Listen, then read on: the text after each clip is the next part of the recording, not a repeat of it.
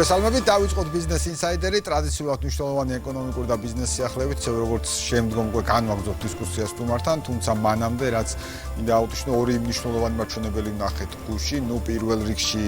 საგარეო ვაჭრობის მაჩვენებები, სადაც კიდევ ერთხელ დადასტურდა თუნდაც იანვრის თვეში მაგალითად ექსპორტიდან შემოსავლების და ექსპორტის და შესაბამისად შემოსავლების და თუმცა მანამდე გვახსოვს ჩვენ რომ მთლიანობაში ხედავთ რომ გასული წლის ტენდენცია ჯამში არის ექსპორტიდან სარეკორდო შემოსავლების და ცხადია როდესაც ექსპორტიდან შემოსავლების დაზე ვსაუბრობთ ეს ნიშნავს ცხოვრვალობის შემოდინებას ქვეყანაში კიდევ ერთხელ არზე მოქმედი ფუნდამენტური ფაქტორების გამყარებას ისე როგორც ჯამში ადგილობრივი წარმოების განვითარებას ისე როგორც ჩვენ ვნახეთ მაჩვენებლები რომელიც შეეხებოდა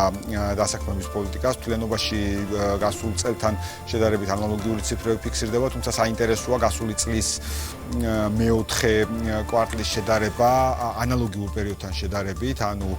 2025-ის მეოთხე კვარტლის შედარება გასული წლის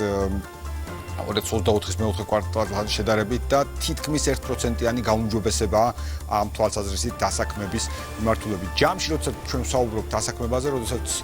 ჩვენ ვსაუბრობთ ექსპორტის ნაწილზე, ცხადია ყოველთვის გვაინტერესებს სექტორები, რომელიც ამ კუთხით კიდევ უფრო მნიშვნელოვან გავლენას ახდენს საქართველოს ეკონომიკის განვითარებაზე. როდესაც ჩვენ ვსაუბრობთ ექსპორტიდან შემოსავლების ნაწილზე, ყოველთვის გვაინტერესებს თუ რა სექტორებია, რომელიც უზრუნველყოფს მნიშვნელოვანწილად საექსპორტო შემოსავლებს ქვეყანაში. როდესაც ჩვენ ვსაუბრობთ დასაქმებაზე, ცხადია გვაინტერესებს ამ შემთხვევაში რომელია სექტორი, რომელიც პირობითად უზრუნველყოფს კიდევ უფრო მეტ და კიდევ უფრო მაღალ ანაზღაურებად სამუშაო ადგილს ქვეყანაში და სწორედ დღეს გვინდა ვისაუბროთ გამოკვეთილად ერთ-ერთ მნიშვნელოვან სექტორზე, საინფორმაციო კომუნიკაციების სექტორზე, სადაც შეიძლება ასე ითქვას, რომ განსაკუთრებულად დინამიურია ერთის მხრივ სექტორის განვითარების ტენდენცია და მეორეს მხრივ ჩვენ ვხედავთ სულ უფრო და უფრო მეტ დაინტერესებას ახალგაზრდების, სტუდენტების, რომლებიც ირჩევენ ამ პროფესიას, ან აგრძელებენ, აძლიერებენ ამ პროფესიაში, ასე ვთქვათ, განვითარებას იმისთვის, რათა უზრუნველყონ მეტი კეთილდღეობა შეიძლება ასე ითქვას, ანუ უკეთესი სამუშაო ადგილი, უკეთესი შემოსავლები, თუმცა ჯამში როცა ჩვენ სექტორზე საუბრობთ გაცილებით მნიშვნელოვანია შევხედოთ უფრო კვალიფიციურ კვლევას ამასთან დაკავშირებით და სულ ერთ-ერთი ბოლო კვლევა ამ თემაზე რომელიც აქვს კვლავ ჩვენთვის გამორჩეულად ავტორიტეტულ ორგანიზაციას Galtent Tagarts სწორედ სექტორთან დაკავშირებით გვეუბნება ეს კვლევა რამოდენიმე ძირითად მიგნებას თავისთავად ცხადია კვლევა ვრცელია და მას შეუძლია ყველა გაესწროს მაგრამ არის რამოდენიმე ძირითადი ასპექტი რომელიც ჩვენს მიმოხილვის არეალში მოხდა ამ შემთხვევაში და პირველ დიაგრამაზე ამ ნაწილს ვნახავთ. პირველ დიაგრამა თუ შეიძლება ხედავთ რომ როდესაც ვსაუბრობთ ზოგადად ეკონომიკის განვითარების ნაწილზე, როდესაც ვსაუბრობთ ჩვენ ეკონომიკის სექტორში, ასე ვთქვათ, წილზე და განვითარების ტენდენციაზე, ვახსენეთ ICT სექტორის ზრდის განსაკუთრებულად გამორჩეული ტემპი, რაში გამოიხატება ICT სექტორის ზრდის განსაკუთრებულად გამორჩეული ტემპი. ვხედავთ თუ შევხედავთ მთლიანად ტენდენციას ეკონომიკის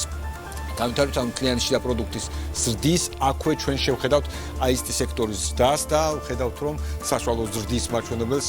ICT სექტორის ზრდა რამდენად აღემატება. ანუ კიდევ ერთხელ ძალიან მარტივად ჩანს სექტორის განსაკუთრებული პერსპექტივა და შესაბამისად, როდესაც სექტორი მსგავსი ტიპის დინამიზმით გამოირჩევა, მსგავსი ტიპის ზრდით გამოირჩევა, ბუნებრივია უზრუნველყოფს ბევრად უფრო მეტ მიმზიდველობას ადამიანებისთვის, რომლებიც ცხადია ინტერესდებიან ამ სფეროში. ერთის მხრივ ინვესტირებით, ანუ ახალი კომპანიების შექმნით, მეორეს მხრივ გარკვეულწილად დასაქმების მაჩვენებლების მიმართულებით, თუმცა ჩვენ ამ ციფრობრივ მაჩვენებლებსაც ვნახავთ, იმიტომ რომ ხშირად საუბარია იმასთან დაკავშირებით, თუ ამ მოცულობის ზრდის განმაპირობებელი ფაქტორი რა არის. მაგრამ პირველ რიგში მოდით შევხედოთ შემდგომ დიაგრამას და ვითარებას, რომელიც ჩვენ გვაქვს ლენდუბაში საქართველოს ეკონომიკის სექტორების და მიმართულებით, აი ამ ნაწილში ჩვენ როდესაც სექტორებზე ვსაუბრობთ, ხედავთ რომ ICT სექტორმა საკმაოდ მაღალი მაჩვენებელი დააფიქსირა ჯამში 8.2%. ანუ იმ დინამიურმა ზრდამ, რომელიც მანამდე იყო დაფიქსირებული, მიგვიყვანა სწორედ აი ამ შედეგამდე, აი ამ მაჩვენებლამდე და ძალიან საინტერესოა რომ ჩვენ ყველა ვხედავთ უფრო ხილვადია, ასე ვთქვათ, ბევრ შემთხვევაში თუ ამას შევერღებელი თვალით კვლევის გარეშე დავაკვირდებით, უძრავი ქონების სექტორი თითქოს ქვეყანაში, მაგრამ თუ დაუკვირდებით, აი პროცენტი და 2 პუნქტით ჩამორჩება დაახლოებით ამ შემთხვევაში კლიანტთა პროდუქცია აი ამ ტემპის ნაწილში, რომელსაც ჩვენ ვხედავთ, რაც საკმაოდ ისეთი ხმამაღალი განაცხადია და მშენებლობის სექტორს აღემატება, თუ დავაკვირდებით ასევე ამ ნაწილს, სოფლის მეურნეობას, განათლებას, ტრანსპორტს და ასე შემდეგ. ანუ დინამიურობა ჩანს და კიდევ ერთხელ რა არის ამისი მთავარი განმაპირობებელი ფაქტორი, რატომ გახდა სექტორი ასეთი პოპულარული მიმზიდველი ამ ნაწილსაც ჩვენ ნახავთ, ისევე როგორც როგორ მოაქვს და საიდან მოაქვს ქვეყანაში შემოსავლების სწორედ სექტორს. თუ შეიძლება შემდგომი დიაგრამა, სადაც ვნახავთ სწორედ ჩვენ საუბრობთ ექსპორტზე და ამ შემთხვევაში IT სერვისების ექსპორტის ნაწილს შევხედავთ ჩვენ საქართველოსთან და საქართველოსთან თუ შევხედავთ ექსპორტის შემოსავლების ნაწილს, ვხედავთ ფაქტიურად ყოველწლიურად განსაკუთრებულად მზარ ტენდენციას და კიდევ ერთხელ თუ ჩვენ ავიღოთ მაგალითად 2025 წლის 9 თვის მაჩვენებელს და შევადარებთ მას 2024 წლის 9 თვის მაჩვენებელს, ვხედავთ თქვათ აქაც თუ როგორი დინამიკაა დაფიქსირებული. ერთის მხრივ მზარდი ტენდენცია და მეორე სად ხდება სერვისების ექსპორტი თუ ჩვენი ამ კვლევას დავეყრდობით, ვხედავთ რომ სერვისების ექსპორტი ძირითადად ხდება შეერთებულ შტატებში, ანუ საქართველოსთან სექტორში მოქმედი კომპანიები, ადამიანები ემსახურებენ მაგალითად შეერთებულ შტატები ლიდერობს ამ შემთხვევაში 26%, 10%-ია გაერთიანებული სამეფო, შემდგომ ვხედავთ ევროკავშირის ქვეყნებში უდიდეს წყვილსაშევი, როგორც მალტა, გერმანია, ბულგარეთი, ნიდერლანდების შემთხვევაში შვეიცარია და ისრაელი, ანუ ეს არის ქვეყნები, რომელიც დომინირებს ექსპორტიდან, IT სერვისების ექსპორტიდან შემოსავლების მიღების კუთხით. ანუ ფაქტიურად არის უნიკალური ვითარება შექმნილი ამ თვალსაზრისით. ერთის მხრივ საქართველოში არის შესაძლებელი, რომ შექმნა კომპანია დასახლდეს საქართველოში და მეორეს მხრივ საქართველოსთან მოემსახურო სხვადასხვა ქვეყნებს, რაც უზრუნველყოფს საქართველოს შემოსავლების მიღებას. სხვა შორის ბევრი ფაქტორი ითქვა იმასთან დაკავშირებით და ამას ჩვენ სტუმართან ერთად გავშლით ამ თემას, თუ რამ განაპირობა სექტორის ასეთი ტიპის და მაგრამ ერთ-ერთი მთავარი განმაპირობებელი ფაქტორი იყო სწორედ სწორი საგადასახადო შეღავათები, რომელმაც უზრუნველყო რელოკაცია ძალიან ბევრი კომპანიის საქართველოში. ანუ არის რომ საქართველოში დაიწყო ვინმე ბიზნესი, ცხადია ეს ცალკე ნაწილია, მაგრამ მეორე არსებობდნენ წარმატებული კომპანიები, რომლებმაც აირჩიეს საქმიანობის გასაგრძელებლად საქართველოს ამ კუთხით. კი, იყო აქ და მნიშვნელოვანი წვლილი შეიტანა რუსეთ-უკრაინის ომის პერიოდმა, როდესაც კომპანიებმა ან ცალკეულმა პირებმა გადაწყვიტეს რელოკაცია საქართველოს აირჩიეს დანიშნულების ადგილად, ბიზნესის კეთების საუკეთესო ადგილად, მაგრამ ყოველთვის არის ხოლმე რისკი, რომ შეიძლება მათ დატოვონ ქვეყანა, ხომ? დაეტოვებინათ ქვეყანა თუნდაც. მაგრამ საინტერესო ის არის, რომ რელოკაციის შედეგად კომპანიების ან ადამიანების დიდი ნაწილი დარჩა საქართველოს საქმიანობის გასაგრძელებლად, რაც კიდევ ერთხელ ადასტურებს იმ ფაქტს, რომ საქართველოს არის მიმზიდველი ყველა მიმართულებით და მათ შორის განსაკუთრებით მიმზიდველი აღმოჩნდა აქ და ამ სექტორისთვის. ცხადია ის, რომ სექტორის განვითარება დინამიურად ხდება, გააჩინა სექტორში ერთწლ კომპანიების უკვე მრავალრიცხოვანი რაოდენობა და მეორე სულ განსაკუთრებულად აქტიურად ხედავთ ჩვენ ასოციაციის საქმიანობას და შესაბამისად დღეს მინდა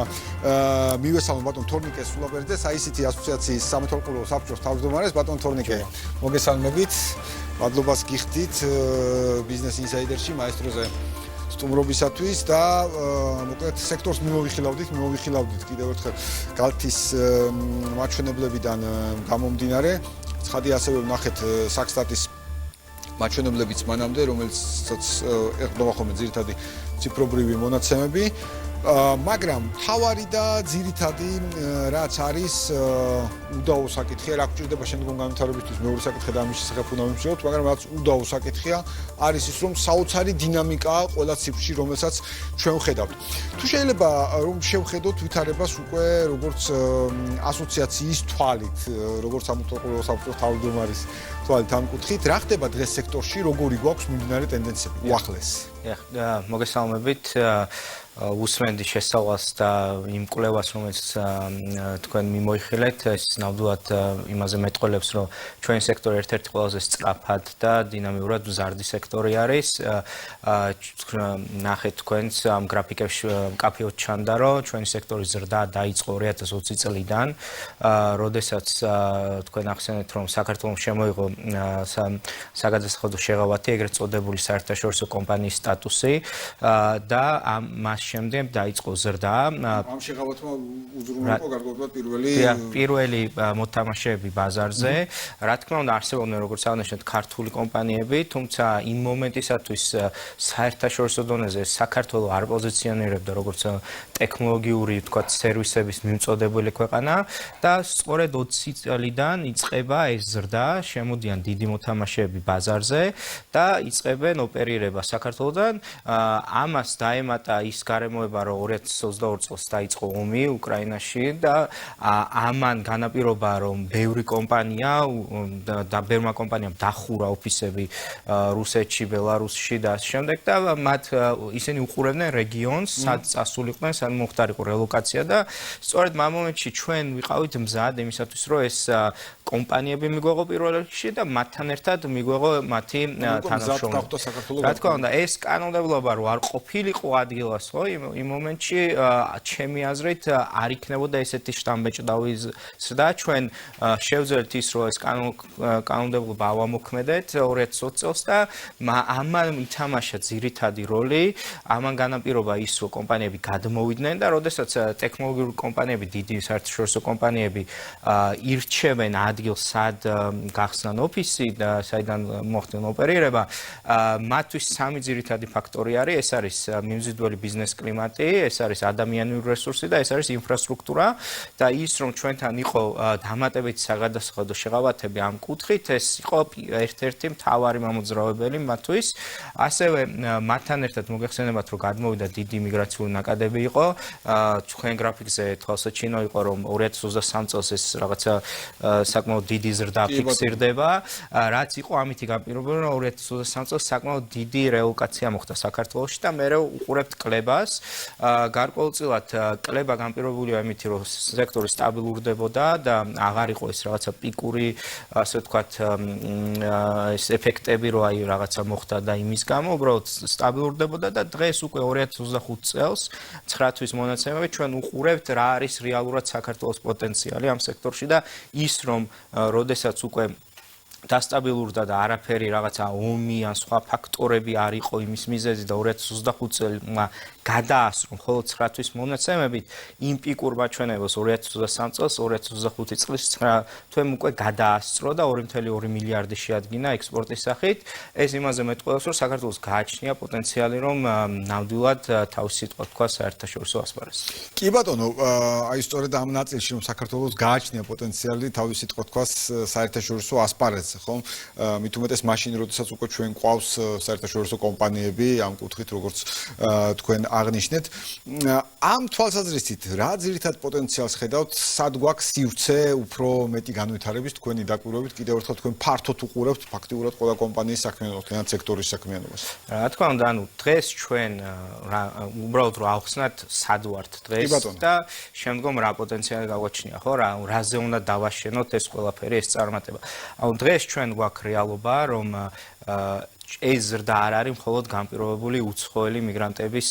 კუთხით. ანუ ეს ზრდა უკვე განპირობებულია ადგილობრივი რესურსებით, ადგილობრივი ტალანტებით, იმიტომ რომ როდესაც უკვე კომპანიები შემოვიდნენ, მათ ნახეს, რომ საქართველოშიც არსებობენ ადამიანები, რომლებიც საკმაოდ მაღალი პროფესიით გამოირჩევიან და მათ დაიწყეს მათი დასაქმება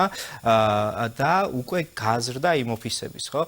ეს ნიშნავს იმას, რომ საერთაშორისო კუთხით ამას აქვს ორმაგი ეფექტი. არა აქვს პირდაპირ ეფექტი ტექნოლოგიებში, იმიტომ რომ ეს ადამიანები მუშაობენ ტექნოლოგიებში და საქართველოს ნელ-ნელა ჩნდება რუკაზე როგორც ტექნოლოგიის მომსახურების მიმწოდებელი და კაი მაღალი კვალიფიციური კადრების მიმწოდებელი ქვეყანა. ასევე ამას აქვს ირიბი ეფექტი, იმიტომ რომ ეს ადამიანები პროექტებს ქმნიან საერთაშორისო კომპანიებისათვის. ეს ადამიანები პროექტებს ქმნიან Fortune 500-ის კომპანიებისათვის და არა მხოლოდ ტექნოლოგიებში, არამედ საქართველოს, ასე ვთქვათ, ცნობადობა იზრდება, იმიტომ რომ სხვადასხვა ინდუსტრიებს ემსახურებიან და ბევრი მათგანი, ანუ კომპანიებს აქვთ ხოლმე, რომ აი ჩამოყავთ ეს თავიანთი კლიენტები და ადგილზე ეცნობიან ემთხვეობიან ქვეყანას და არა მხოლოდ ტექნოლოგიური კუთხით, არამედ სტუმართმასპინძლობის კუთხით, ღვინის კუთხით და შემდგომ ამას საკმაოდ დიდი გადამდები ეფექტიც აქვს. რა თქმა უნდა, სხვა სექტორებზეც ვრცელდება და რა პოტენციალი გაგვაჩნია, ხო? ანუ დღეს ჩვენ ვსაუბრობთ იმაზე, რომ ჩვენ როგორც სექტორი და ინდუსტრიის წარმომადგენლები, ჩვენ ვერასდროს ვერ ვიქნებით მაგალითად მასიური მიმწოდებელი ტალანტების, ხო? როგორც ინდოეთი და ასე. ჩვენ პოზიციონირებთ ჩვენ თავს როგორც მაღალი კვალიფიკაციის მქონე ნიშურ ტალანტების მიმწოდებელი ქვეყანა და ეს ძალიან მნიშვნელოვანი არის ხელოვნური ინტელექტის ერაში, იმიტომ რომ ხელოვნური ინტელექტი მოგესალმებით რომ ნელ-ნელა ანაცვლებს რაღაც დაბალ კვალიფიციურ მუშახელს, თუმცა მაღალ კვალიფიციურ მუშახელზე ყოველთვის იქნება მოთხოვნა ამ კუთხით და ამ მიმართულებით უნდა გავაზარდოთ ჩვენი პოტენციალი. კი ბატონო, ეს სწორი ნაწილია მართლაც რომ გვინდა მაღალ კვალიფიციური მუშახელი ქვეყანაში. შესაბამისად, ბევრი კუთხით ვახსენეთ საკანონმდებლო ნაწილი, რომელმაც ჯამში უზრუნველყო ამ დარგის აქამდე მოსვლა. ანუ აქამდე მხარდაჭერა, იქნებოდა ეს გადასახადო შეღავათები, IT რეზიდენსი თუ ასე შემდეგ. დღეს თუ გვაქვს რაიმე ტიპის სიახლეებს თუ ველით დამატებით საკანონმდებლო თვალსაზრისით. ახლა ჩვენ თქვენ აღნიშნეთ, რომ IT ბინადრობა იქნა სულ ახალს მიღებული, რაც ასევე წინ გადადგმული ნაბიჯია და რატომ? იმიტომ რომ ჩვენ რა თქმა უნდა საუბრობთ, რომ საქართველოს პოტენციალი გააჩნია, რომ მაღალი კვალიფიკაციის კადრები მიაწოდოს ბაზარს, თუმცა დღეს არ ვართ მაგ ეტაპზე. ჩვენ მივდივართ, ანუ ის შრე ფართოვდება, უფრო მეტი და მეტი ადამიანი ერთვება ტექნოლოგიურ სექტორში. თუმცა იმისათვის რომ ამ ადამიანების კვალიფიკაცია ამაღლდეს, ერთ-ერთი მთავარი კომპონენტი გარდა იმ განათლებისა არის, რომ მათ იმუშაონ გამოცდილ კადრებთან ერთად. ის რომ რელოკაციით გადმოვიდნენ მაღალი კვალიფიკაციის მქონე ადამიანები და დღეს მუშაობენ ქართველებთან ერთად, ეს შესაძლებლობა არის ადგილობრივი მუშახელისთვის, რომ კვალიფიკაცია ამიმაღლონ და ის ეგრეთ წოდებული ექსპერტიზა და ცოდნა გადაეცეთ მათ და რაღაც ეტაპზე უკვე ეს ადგილობრივი კადრები ჩამოყალიბდნენ როგორც მაღალი კვალიფიციურ კადრებად. რაც შეეხება სამომავლო, ასე ვთქვათ, საკანონმდებლო ცვლილებებს, ესე კონკრეტული ცვლილებები არ გვაქვს დაგეგმილი, თუმცა კიდევ ერთხელ ახსენებ, ხელოვნური ინტელექტის შემოსვლით ჩვენ ყოველდღიურობაზე შეიძლება ვთქვათ, მთელი რიგი იდეებია, რომელიც შეიძლება რაღაც ფორმით აისახოს კანონმდებლობაში თუ ამის საჭიროება. ეს არის ერთი რომ ეროვნულ დონეზე, სტრატეგიის დონეზე რომ ხელოვნური ინტელექტის სტრატეგია შექმნას, სადაც არა მხოლოდ სამთავრობო, არამედ იგივე ინდუსტრია, იგივე საგანმანათლებლო ინდუსტრია, ანუ სხვადასხვა მხარეები არსებობენ, რომელიც ამის ერთობლიობას აყალიბებენ, მათ შორის გაგგვირდებათ, მაგრამ როგორც ინტერნეტ პროვაიდერები, ასევე ელექტროენერგიის პროვაიდერები უნდა იყვნენ მიმწოდებლები ამ სტრატეგიის შემუშავებაში ჩართულები, იმიტომ რომ ეს არის ერთგვარი ერთობლიობა და ხედვა იმისა, თუ სად უნდა რომ ქვეყანამ თავისი როლი ითამაშოს შემდეგ წლებში. კი ბატონო, ეს საინტერესო ნაწილია ამ კუთხით. აუცილებლად მინდა გკითხოთ, კვლავ კი ჩვენ რაღაცა დოზით ამ ნაწილზე ვისაუბრეთ, მაგრამ მათ შორის იმ ნაწილზე რომ შემოვიდნენ საერთაშორისო კომპანიები ქვეყანაში. ხშირად როცა რომელიმე ტიპის დარგზე ვსაუბრობთ ხოლმე, თავარი საკითხი ვიდის ხოლმე, რამდენად კონკურენტულია სექტორი. მთლიანობაში რამდენად ძლიერია სექტორში კონკურენცია, ახლავს კონკურენციის საკითხები ბევრ თემაში აქტუალური იქნება ეს რაღაცა რიტეილი თუ ასე შემდეგ. მაგრამ რა ხდება ამ კუთხით თქვენი მიმართულებით? ამ სექტორში რა ვითარება გვაქვს, რამდენად კონკურენტულია გარემო? საკმაოდ კონკურენტულიანია და ჩვენ ვიცოდეთ და გავარჩევთ, რომ ჩვენი სექტორი ძირითადად დგას ადამიანურ რესურსებზე. ანუ ჩვენი სექტორის მთავარი მამოძრავებელი ძალა არის ადამიანური რესურსი. დღეს მდგომარეობით დაახლოებით 52,000-მდე ადამიანი არის აქ დასაქმებული, უცხოელიც და ქართველიც, თუმცა ეს არ არის საკმარისი. ანუ ჩვენ კონკურენცია კომპანიებს შორის არის და კონკურენცია ძირითადად ხდება კადრებზე და ამ კუთხით არის, თქვა, შიდა კონკურენცია, თუმცა მოთხოვნა იმხელა არის ამ მიმართულებით, რომ იყოს 100,000 პირობითად შესაძლებელია. კი, რა თქმა უნდა და სწორედ ამიტომ მთავარია სექტორის პოპულარიზაცია, სწორედ ამიტომ მთავარია რომ უფრო მეტმა და მეტმა ადამიანმა ისწავლონ ამ კუთხით, სწორედ მთავარია რომ ადამიანები ჩაერთნენ ამ სექტორში და დღეის მდგომარეობით თუ ახსოვს იგივე გალტის კვლევებით 12,000-მდე ადამიანი სწავლობს მხოლოდ კომპიუტერული მეცნიერების კუთხით, რაც საკმაოდ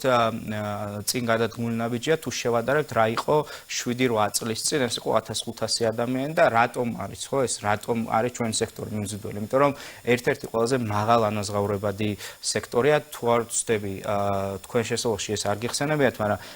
IT სექტორი არის ყველაზე მაღალი ანაზღაურებადი სექტორი კი ბატონო ხოჭოს გქონდა ერთი დიაგრამაც რომლის გამოტანა შეიძლება უბრალოდ დროის სიმცირიდან გამომდინარე სადაც ნაჩვენებია ძალიან საინტერესო კორელაცია ბიზნეს სექტორში არსებული ანაზღაურების ჯამში და თითქმის სამჯერ და მეტად არის ასე ვთქვათ აფრიკაში IT სექტორის ანაზღაურება ძალიან საინტერესო დინამიკაა რომ აი დინამიურ ბიზნეს სექტორსაც კი მათ შორისაც კი IT-ის მიმართულება განსაკუთრებულია ეს რაში ეხმარება ხო ზოგადად ქვეყანას იმაში რომ გარკვეულწილად ის რომ მაღალი ანაზღაურება არსებობს ჩვენ სექტორში ეგ იმას ნიშნავს რომ ადამიანებს ახალგაზრდებს აღარ უწევთ ემიგრაციაში წასვლა და მათ შეუძლიათ რომ მაღალი კვალიფიკაციის სამუშაო ადგილები შეიძინონ საქართველოში და დარჩნენ რეგიონებში და ზოგადად არც ქვეყნად დატოვება არ უწევთ და არც თავიანთი სოფლების და რეგიონების დატოვება არ უწევს და არა საჭირო რომ თქვა იო თბილისში ან ქუთაისში ან დიდ ქალაქებში გადავიდნენ ანუ ეს სექტორი არის ადრე ვამბობდით ხოლმე მომავლის სექტორი, მაგრამ აღარაა ეს მომავალი, ეს უკვე დღევანდელობა არის და ის რომ ჩვენ ამ სექტორში და საერთაშორისო ღირებულებათა ჯაჭვში რაღაცა პატარა როლს ვთამაშობთ, ეგ ძალიან მნიშვნელოვანია ქვეყნის შემდგომი განვითარებისათვის. კი ბატონო, აბსოლუტურად მართლაც აღარ არის აქ მომავალზე საუბარი მიმდინარე პერიოდში. ვხედავთ ასევე აი თქვენ ახსენეთ იგივე მოთხოვნა კადრებზე რომ იყოს მეტი ორმაგი, შეიძლება სამმაგი, თავისუფლად უზრუნველყოთ ამ ნაწილის დასაქმება, ვინაიდან ჩვენ ვხედავთ ასევე საოცარ დეფიციტს კომპანიების მხრიდან, რომლებიც ამ მიმართულებით ეძებენ კადრებს, მათ შორის ჩვენს ერთ-ერთ გადაცემაში ანალიტიკურ ნაწილში განხილული გქონდა ვითარება, როდესაც საქართველოს ბიზნეს ასოციაციის კვლევის თანახმად პრობლემურ ტოპ 3 საკითხიდან ბიზნესთვის კვალიფიციური კადრები და ზოგადად სამუშაო ძალა არის ესეთი მთავარი პრობლემური საკითხი. მეორე მხრივ, აი ხედავთ ამ რეალობას. მიწოდება ასე ვთქვათ, სამუშაო ადგილების მაღალი ხელფასი, მაგრამ ჯერ კიდევ იმდენი არ არის. თქვენ ისაუბრეთ მათ შორის გალთის კვლევის თანახმად, რომ გაზრდილია მოთხოვნა შესაბამის პროგრამებს. თქვენი გამოსვლებიდანაც, აი უკვე პრაქტიკაში გამოსვლებიდანაც, ასოციაციის ჭრილში, თქვენი კომპანიის ჭრილში ზოგადად როგორ ხედავთ თვითონ მენტალურ შეხედულებასაც საქართველოში ახალგაზრდების რო ვიცი რომ რეგიონებში უნივერსიტეტებში არაერთ შეხვედრები გაქვთ პროგრამებს თავაზობთ აი როგორ ხედავთ აი უკავშირს რამდენად აი ეს დინამიკა რეალურად ირდო არა მხოლოდ იმიტომ რომ აი მაღალი ხელფასი აი ინტერესი როგორ მოდის რომ აქ განვითარება იპოვონ საკმაოდ დიდი არის ეს ინტერესი და ყოველთვის ვადარებ ხოლმე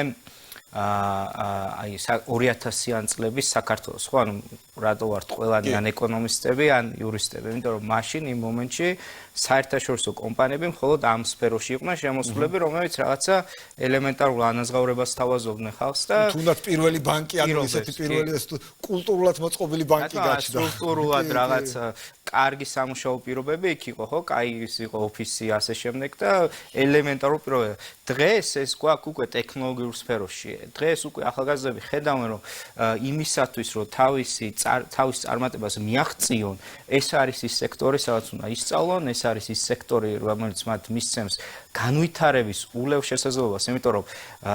არ არის ეს სექტორი დამოკიდებული შიდა ბაზარზე ანუ ეს ადამიანები როცა საქმდებიან ამ კომპანიებში ისინი მუშაობენ საერთაშორისო ბაზარზე ისეთ კომპანიებში რომლებიც აქამდე მათთვის რაღაცა მიუღწევადი იყო შეიძლება ხვალ და ზეგ დაიწყო მუშაობა საკმაოდ დიდ კომპანიებზე და სწორედ ამიტომ ესაძლევთ მათ ულევ განვითარების და პროგრესის შესაძლებლობას ამასთანავე უნდა აღვნიშნოთ ის რომ ეს არ არის მხოლოდ ახალგაზრდებისთვის ხო ანუ ხო ცხადია ამის ხაზგასმა მივიდა კიდე სხვა ასაკოვანი შეიძლება სხვა სპეციალობის იყოს ადამიანი ამას რომ კიდე ხაზი გაუწოთ სხვა სპეციალობის იყოს ადამიანი თუმცა შეიცვალოს დღეს პროფესია და ამის სანადობა არის ხო საქართველოში ეს არის და იცით თქვენ რომ საკმაოდ ბევრი პროფესიული კოლეჯი არსებობს კერძო სახელმწიფო და შემდეგ და საკმაოდ ბევრი ტრეინინგები არ მიმართულებით და ბევრი ადამიანი არის რომელიც სხვაც არ არის ახალგაზრდა და ვთქვათ 20-22 წლის, თუმცა მაინც დღეს ირჩევს რომ ამ სექტორში ჩაებას და თავისი თქვათ ცოდნა ამ მიმართულებით განავითაროს და ესეც საკმაოდ მნიშვნელოვანია, იმიტომ რომ როდესაც მრავალმხრივი ცოდნა გაქვს, ანუ შეიძლება ფინანსისტი იყო, ტექნოლოგიებში ჩაერთო და გადაერთო თქვათ იგივე ფინტეკ მიმართულებით, რომელიც საკმაოდ დიდი ის არის, რომ რაღაცა ცოდნა სხვა მიმართულებით გაქვს, ამას ამატებ პროგრამულ ცოდნას და ეს ერთობლიობა შენ უფრო წარმატებულს ქნის. ამიტომ დღეს ჩვენ უყურებთ და საკმაოდ მზარდი არის პოპულარობა სექტორში, თუმცა ჩვენ გსურს რომ უფრო იყოს და ძირითადად ეს მაინც სამწუხაროდ არის დიდ ქალაქებში, თბილისში, ბათუმში და ასე შემდეგ, სადაც უფრო არის ეს ცნობადობა, იმედი გვაქვს, რომ ეს კიდე უფრო გაიზრდება და რეგიონებშიც უფრო ამახდება ამ მიმართულებით და ამისათვის მოულოდნელად ველით ქუთაისის ტექნოლოგიური ჰაბის მშენებლობის დასრულებას, რაც თავის როლს ითამაშებს, რომ რეგიონში, თუნდაც იმერეთის რეგიონში აამაღლებს ამის მიღწევას და უფრო მეტი ახალგაზრდა, უფრო მეტი, თქვათ, რეგიონებიდან ადამიანები ჩაერთვებიან ტექნოლოგიებში. მოგესწრებათ, იქ არსებობს ტექნიკური უნივერსიტეტი, რომელთანაც ჩვენ საკმაოდ ახლოს თანამშრომლობთ და ჩვენ როგორც ასოციაცია ყველაფერს ვაკეთებთ, რომ მოხდეს ამ სექტორის პოპულარიზაცია და მეტი ადამიანი ჩაერთოს ამ მიმართულებით. კი ბატონო, ნამდვილად ხედავთ ამ აქტიურ საქმიანობას და მართლაც ჩვენი მხრიდანაც და მადლობა პირველ რიგში თანამშრომლობისთვის, ჩვენი მხრიდანაც ვეცდებით, რომ მაქსიმალურად გავშალოთ ეს ინფორმაცია, ვინაიდან ყოველთვის საჭიროა რომ ადამიანებს ვუთხრათ, სად შეუძლიათ საკუთარი თავის უკეთ რეალიზება და მართლაც კარგი შენიშვნა იყო და კარგი აღნიშვნა იყო, რომ აქ ასაკობრივზე მაინც და მაინც შევჩერდებით. რა თქმა უნდა, ყველა შეუძლია ახალი პროფესია თავიდანვე დაიწყოს, მაგრამ ის რომ პროფესია შეიცვალოს, მნიშვნელოვანი ნაწილია. რამდენჯერმე ვახსენეთ საერთაშორისო ტენდენციები და საერთაშორისო ტენდენციებზე აყოლა, მიყოლა და გასაგებია, რომ ხა მნიშვნელოვანია, რომ საქართველოს პოზიციონირებდეს იმ წარმატებული ქვეყნების სიაში და ირგვლივ, რომლებსაც უკვე ეს დიდარი გამოსვლება აქვს. და ნუ ადრე დაიწყეს ჩვენ ცოტა მერე მივაქციეთ ყურადღება, ადრე დაიწყეს. სად ვართ ახლა, იგივე რეგიონის ჭრილში რომ შევხედოთ, კონტინენტის ჭრილში რომ შევხედოთ და გლობალურად მთლიანობაში და კიდევ რა გვჭირდება მეტი დინამიკისთვის? ზოგადად რეგიონს რო გადავხედოთ და შევადაროთ, ხო, აი სად ვიყავით 7-8 წლის წინ და სად ვართ აქ, ანუ საკმაოდ დიდი ნახტომი გავაკეთეთ ამ მიმართულებით, იმიტომ რომ 7-8 წლის წინ ჩვენი მოსაზღვრე ქვეყნები, სომხეთი, აზერბაიჯანი 10-ჯერ გვისწრებდნენ ამ მიმართულებით. დღეს ჩვენ იმხელა ნახტომი გავაკეთეთ, რომ მათ აღარ ჩამორჩებით და გარკვეულ ნაწილებში ვუსწრებთ კიდევაც და ეს არის ჩვენი უპირატესობა და იმიტომ არის რომ დღეს უფრო მეტი, რომ შევხედოთ განსხვავება რა არის, რომ აუხსნათ, ხო, ანუ 2020 წლიდან დღემდე უფრო მეტი კომპანია შემოვიდა საქართველოში, ვიდრე 2020 წლიდან სხვა ჩვენ ასე ვთქვათ მეზობელ ქვეყანაში. მათ მანამდე იყო გარკვეული ბაზა, რა თქმა უნდა, უკვე შესული, რომ ჩვენზე წინ იყვნენ, თუმცა ეს ტენდენცია ჩვენთან ამან უზრუნველყო, ამ დინამიკამ უზრუნველყო, ფაქტურად გავთანაბრდით ამ მაჩვენებლებს. გავთანაბრდით და დღეს ჩვენ გვაქვს პოტენციალი, რომ კიდევ უფრო გავიზარდოთ. რა არის ამისთვის საჭირო, ხო? და ჩვენ საუბრობთ, რომ ანუ რა არის საჭირო, იგივე ვთქვათ სახელმწიფოს მხრიდან და ვისაუბრეთ ვთქვათ ამ საკანონმდებლო ჩარჩოზე, რომელიც შექმნილია ძალაშია და ეს აძლევს ბიცკს, რომ განვითარდეს სექტორი. თუმცა იმისათვის, რომ დამატებით მოვიზიდოთ მეტი ინვესტიცია, დამატებით კომპანიები შემოვიდნენ და დამატებითი ასე ვთქვათ სექტორი გაიზარდოს, ამისათვის საჭიროა ამის ესე ვთქვათ პოპულარიზაცია ერთი ჩვენ ვახორციელებთ პოპულარიზაციას ადგილზე ხალხში, ადამიანებში, მაგრამ საერთაშორისო ასპარეზზე, ანუ ჩვენ უნდა გავდიოდეთ გარეთ, სახელმწიფო უნდა გადავიდეთ, ამბობდეს, რომ აი საქართველო არის ტექნოლოგიური ჰაბი, დღეს საქართველოს შეუძლია თქვენ მოგაწოდოთ ის სერვისები, რომელსაც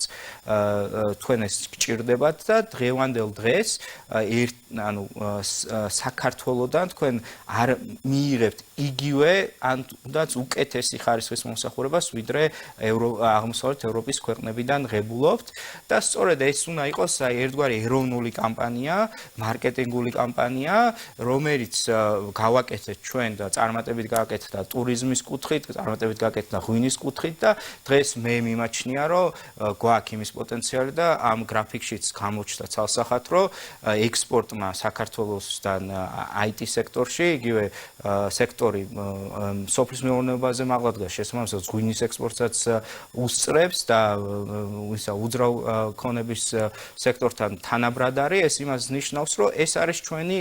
ერთ-ერთი ნიშა, რომელიც უნდა დავამკვიდროთ საერთაშორისო ბაზარზე და ყველამ უნდა იცოდეს, როგორც იციან, რომ საქართველოს არის ღვინის სამშობლო, ეგრე უნდა იცოდნენ, რომ საქართველოს არის ტექნოლოგიური ჰაბი. ძალიან მნიშვნელოვანი ნაწილია, მართლაც ხა ჩვენ თუ შევხედეთ კარგი მაგალითები იყო თქვენ შემთხვევაში, როგორც ტრადიციული ექსპორტთან მიმართებაში, ისე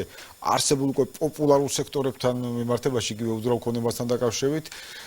სექტორი, IT სექტორი არავის ტოლს არ უდებს, ასე ვთქვათ, ამ კუთხით და ვხედავთ ამ დინამიურ მაჩვენებას და კიდევ ერთხელ ასევე ვნახეთ საინტერესო შემოსავლები, ანუ ექსპორტის ჭრილში, ერთის მხრივ მაღალი მაჩვენებელი და მეორეს მხრივ ქვეყნები, სადაც ხდება სერვისების მიწოდება სწორედ თქვენ ხაზი გაუსწრებთ, სწორედ სახლიდან გაუსწრებთ, რეგიონიდან, რაიონიდან ადამიანს სოფლიდან შეუძლია საკუთარი სახლიდან იმუშაოს ამ კუთხით. კიდევ ერთი თემა, რომელზეც აუცილებლად მინდა ვისაუბროთ, საკითხი შეეხება კიდევ უფრო მეტი და უფრო ცნობილი კომპანიების შემოყვანას საქართველოში. რა გვჭირდება კიდევ ერთი ნახტომის, ერთმა ნახტომმა ჩვენი ჩამორჩენა გადაგვალახინა, მაგრამ რა გვჭირდება, რომ კიდევ უფრო მეტი დინამიკა შევიტანოთ, რომ ერთი გარღვევა გქონდეს. მე გარკვეულწილად შევეხე კიდევაც ამას, ის რომ ჩვენ გავჩდით რუკაზე, ეგ იმას ნიშნავს, რომ ეს დიდი კომპანიები, რომელზეც თქვენ საუბრობთ, უკვე მათ თვალსაჩინოში გაჩნდა ქვეყანა საქართველოს. ბოლოს და ბოლოს არიან ადამიანები, რომლებიც საქართველოსთან ამ კომპანიებზე მუშაობენ, რა თქმა უნდა და რაც უფრო გაიზრდება ეს რაოდენობა, მით უფრო დაინტერესდებიან ეს კომპანიები ჩვენი ქვეყნით და როდესაც ექნებათ გაფართოების, ასე ვთქვათ, საჭიროება, საქართველოს განიხილავენ არეალში, ანუ მე შემიძლია დარწმუნებით გითხრათ, რომ უკვე ეს ჩანს და ის უბრალოდ არ შემიძლია კომპანიების სახელების დასახელება, თუმცა ჩვენი წევრი კომპანიები ისეთ სახელებს ემსახურებიან საქართველოსთან, რომ რავი, აი ადამიანი რო გააჩეროთ ტოპ 5 კომპანიას, მაგ კომპანიებს ჩამოგიწვა, ვერც კი წარმოედგინებათ, რომ საქართველოსთან ხდება გარკვეული პროდუქტები. თუნდაც რო აიღოთ ხა თქვენი მობილური ტელეფონი, ნახევარზე მეტი აპლიკაციის შეიძლება საქართველოში იყოს შექმნილი, გამომდინარე იქიდან, რა თქმა უნდა და ეს არის ის, რომ ეს გაჩნდა და ამ კომპანიებს თქვა და ეს თვალთახედავში საქართველოს არის, თუმცა ჩვენ გვჭირდება დამატებითი ბიძგი და ეს არ უნდა ვისაუბროთ ცალკე თქვა ტექნოლოგიური კომპანიები, რომელიც აუთსორსზე არიან, არამედ სტარტაპებზეც უნდა ვისაუბროთ და ამისთვის საჭიროა, რომ გქონდეს ეგრეთ წოდებული იუნიკორნი, პირველი იუნიკორნი, რომელიც კიდევ უფრო მოიზიდავს ამ დიდ მოთამაშეებს და ეს იუნიკორნი ბევრ სხვა ქვეყანას ჰქონიათ ეს და მათ შემდგომ დაიკვიდრეს სახელი, როგორც Skype, თქვა ესტონეთში და შემდეგ Viber ბელარუსში და ანუ ეს დიდი თქვათ სტარტაპები, რომლებიც იუნიკორნი ხდებიან, ეს არის საკმაოდ დიდი ნაბიჯი ტექნოლოგიური ეკოსისტემისთვის გადადგმული შემდეგი ნაბიჯი და ამის მოლოდინში ვარ ჩვენ დღეს და ჩვენი შემდეგი ნაბიჯი იქნება, რომ ის რაც იქნება საქართველოში, ის ინტელექტუალური საკუთრება დარჩეს საქართველოში და სტარტაპებმა შეძლონ თავისი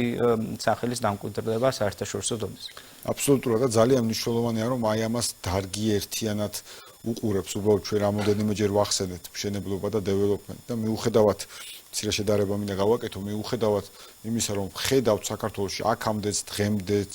გასული წლის მაჩვენებლებითაც სამშენებლო დეველოპერული სექტორის განვითარებას, მაინც მეტი გარღვევა ჭირდებოდა და ამ შემთხვევაში Eagle Hills-ი იყო ის ბუსტი, სადაც თელმა დარგმა დაინახა Eagle Hills-ში არა კონკურენტი ამ კომპანიებმა, რომლებიც უკვე არსებობს საქართველოს ყველა მსხვილი კომპანია, ხა რომ აღარ ჩამოვთვალო ეს ნაწილი, არამედ როგორც შესაძლებლობა მეტის მოზიდვის, მეტი კლიენტის მოზიდვის, მეტი ხარისხის გაუმჯობესების და მართლაც აქაც აი ძალიან კარგია ასოციაციის ფარგლებში საქმიანობა, რომ ასოციაციაში ყველა კომპანია ჯამში ფიქრობს, რომ როგორ შეიძლება კიდევ უფრო მეტი ახალი და დიდი სახელი შემოვიდეს, რომელიც ამ გამწევის როლს სწორედ ამიტომ ერთ-ერთი ასე ვთქვათ, ერთ-ერთი მიზანი, რატომაც ჩვენ გავერთიანდით, ის იყო, რომ ჩვენ ერთმანეთში კონკურენტებს ერთმანეთში არ უყურებთ როგორც კონკურენტებს, ჩვენ უყურებთ როგორც კომპანიებს, რომლებსაც სურს, რომ საქართველოს ჩამოაყალიბოს ტექნოლოგიურ ჰაბად, იმიტომ რომ ეს ავტომატურად გულისხმობს იმას, რომ თითოეულ ჩვენ კომპანიას ეყოლება უფრო მეტი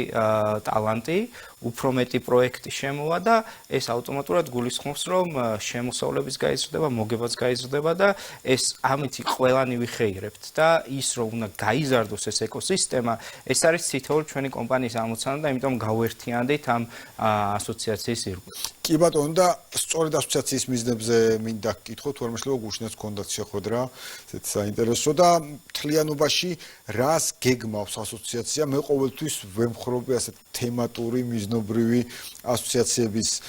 საქმიანობას, ვინაიდან ძალა ერთობაშია ეს, ვიცით ჩვენს უკვე ჩვენი გერბიდან და ზოგადად ჩვენი დევიზია, ქართველების რაღაც შინაგანი დევიზია ძალა ერთობაშია, ცხადია. მაგრამ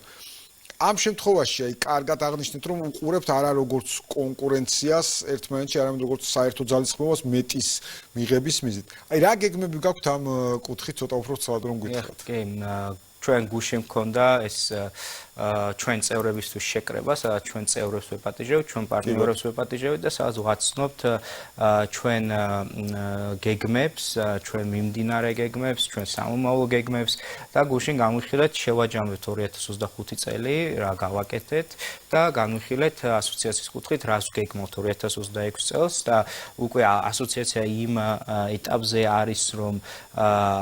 რაღაცა პლატფორმიდან, ვთქვათ, networking პლატფორმიდან უკვე გადავიდა სერიოზულ ძალად, რომელიც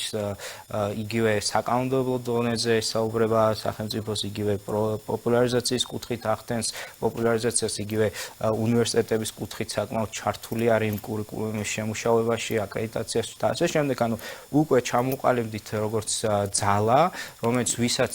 რაღაცა უნდა გარკვეულად გააკეთოს ტექნოლოგიების კუთხით, მოდის ჩვენთან და ჩვენთან ერთად ახორციელებს ამას და წელს საკმაოდ დიდი გეგმები გვაქვს. ჩვენ გსურს რომ კიდევ უფრო გავფართოვდეთ როგორც ასოციაცია. ძირითადად ჩვენი ასოციაციის ბირთვი არის ეს საერთაშორისო კომპანიები, თუმცა როგორც მე ვისაუბრე, ჩვენ ვაცნობიერებთ, რომ ჩვენი ტექნოლოგიური ეკოსისტემა არ დგას მხოლოდ საერთაშორისო კომპანიებზე და არსებობენ ქართული კომპანიები, რომელიც პროდუქტს ქმნიან და მათთან ერთად გსურს რომ მოღვაწეობა გავაგრძელოთ და ამიტომ კონკრეტული გეგმები გვაქვს ჩვენ რომ 2026 წელს გავახორციელოთ, რომ ასევე ქართული კომპანიებიც ჩაერთონ, სტარტაპებიც ჩაერთონ, ფინტექ კომპანიებიც ჩაერთონ და ანუ უფრო ერთიანი ძალებით მერე ვიზრუნოთ ეკოსისტემის განვითარებაზე. გუშინდელ ღონისძიებაზე ასევე გალთენ ტაგარტის წარმომადგენლებმაც გააცნეს ეს კვლევა, რომელზეც დღეს ვსაუბრობთ და ასევე იყვნენ სახელმწიფო სტრუქტურების წარმომადგენლები, რომლებიც ისაუბრეს თავიანთ ხედვაზე, როგორ ხედავენ საქართველოს როგორც ტექნოლოგიურ ჰაბად ჩამოყალიბების პოტენციალს, რაც საკმაოდ მნიშვნელოვანი იყო ჩვენთვის, ჩვენი წევრებისთვის, იმიტომ რომ ეს აძლევს ამ კომპანიებს იმის განცდას, რომ სახელმწიფოსთვის ეს სექტორი პრიორიტეტულია და სახელმწიფო პირიქით არა უარეს ნაბიჯებს გადადგავს იმისათვის, რომ სექტორი რაღაცა პრობლემა შექმნას, არამედ პირიქით ყველაფერს გააკეთებს იმისათვის, რომ კიდევ უკეთესი, ასე ვთქვათ, ხელშემწყობი გარემო შექმნას ჩვენი კომპანიებისთვის. წარმატება მინდა გისურვოთ კიდევ ერთხელ ნათელი მაგალითია მათ შორის გუშინდელი ღონისძიება და მანამდე თქვენი არსებული საქმიანობა კერძო სახელმწიფო სექტორის სწორი თანამშრომლობის, სწორედ ჰაბისკენ მიმართული ამ კუთხით მართლა ძალიან კარგი მაგალითია და ძალიან მიხარია რომ ასოციაცია როგორც აღნიშნეთ ესე ძალად ყალიბდება და ძალებს იკრებს ამ კუთხით. წარმატებას გისურვებთ ამ წელსაც, შემდგომ წლებშიც და ამ წლების განმავლობაში მე დარწმუნებული ვარ რომ ჩვენ არაერთ თქვენს აქტივობას აქტიურად გავშვებთ თქვენი ჩართულობით. კიდევ ერთხელ მადლობა თორნიკე ამისთვის. დღეს ბიზნეს ინსაიდერი ამით დასრულებულია. ბიზნესის და ეკონომიკის სიახლეებს თქვენ გაეცნობით, მეტ სიახლეს გაეცნობით ბიზნეს ინსაიდერ-ში. მე გემშვიდობებით შემდგომ გადაცემამდე.